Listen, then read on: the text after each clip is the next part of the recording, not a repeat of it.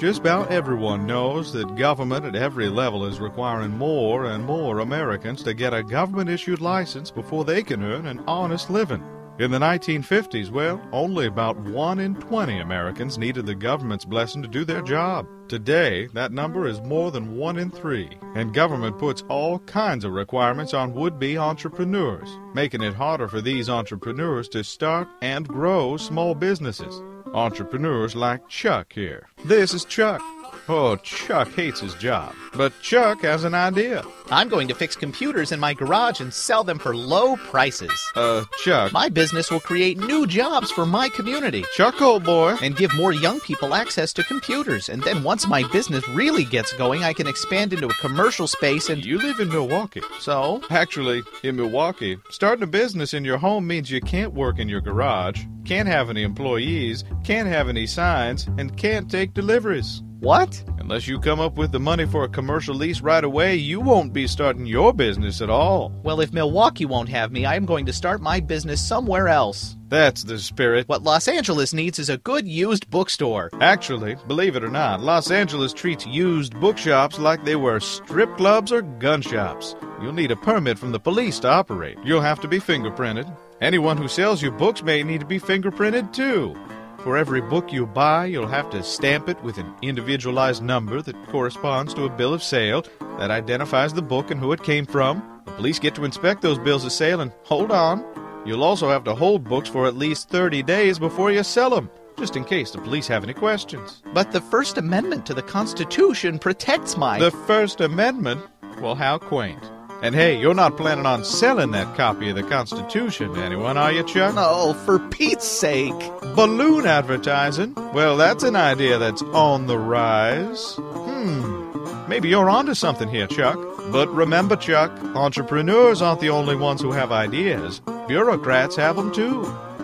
Here in Houston, you're only allowed to use balloons to sell cars, or if you have a message that doesn't sell anything at all. That's ridiculous. You're right. All balloons now banned in Houston. Maybe Houston just ain't your kind of place, Chuck. How about D.C.? Oh, want to be an interior designer, huh? Not too bad. Not too bad at all. But in Washington, D.C., you'll need a license before you can tell people where to put those paintings, pillars, and planters. But that doesn't make any sense. Actually, that makes a ton of sense. And dollars, too. You see, existing interior designers lobbied the city to make all new interior designers, but none of the current ones. Take a test and pay a bunch of money to go into the interior design business. It's a win-win for the industry and the government. Interior designers get to keep out the competition, and government gets to make money. Don't go ruining a good thing by trying to lower prices for consumers now. Now you're talking, Chuck. Miami. Nice and sunny down there. Valencia oranges and lots of tourists, too. You want to be a street vendor, huh? Well, you just need to get a little old permission slip from the city government. Ready, Chuck? Let's go. Here's all you'll need. An occupational license from the city of Miami. An occupational license from Miami-Dade County. A license from the Florida Department of Business and Professional Regulation if you want to sell prepared food. Or, if you want to sell prepackaged food, a license from the Florida Department of Agriculture. Or if you want to sell gum, another license from the city of Miami. A city of Miami tax certificate. A state of Florida tax certificate. A certification from the Florida Department of Revenue that all your taxes have been paid. A copy of the current Florida Department of Motor Vehicles registration for your cart. A license plate for your cart. A cart certification form signed by 3 different bureaucrats from 3 different departments. And $500,000 in insurance coverage for any bodily injury or property damage caused by your vending. Got all your paperwork together, Chuck? Yes. Great! Now you're entitled to enter the street vendor lottery. If you're lucky enough to win, you'll be allowed to start your business. And the winner is... Oh! Not you.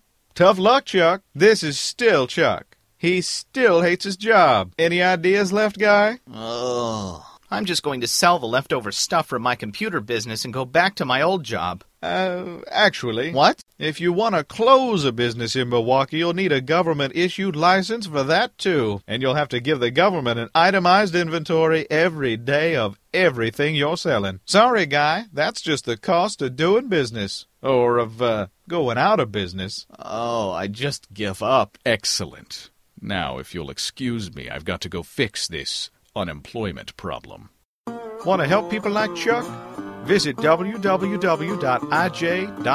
to learn more and support IJ's work protecting economic liberty.